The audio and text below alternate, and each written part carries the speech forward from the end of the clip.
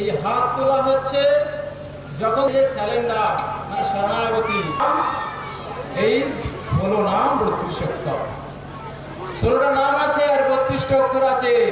এই নাম কীর্তন করলে কলিযুগের মানুষ উদ্ধার লাভ পাবে। আমরা কিভাবে উদ্ধার লাভ পাবো? যদি আমরা হরিনাম সংকীর্তন করি। হরিনাম সংকীর্তন করলে আমরা উদ্ধার পাবো। অন্যান্য কোনো উপাসনা করলে আমরা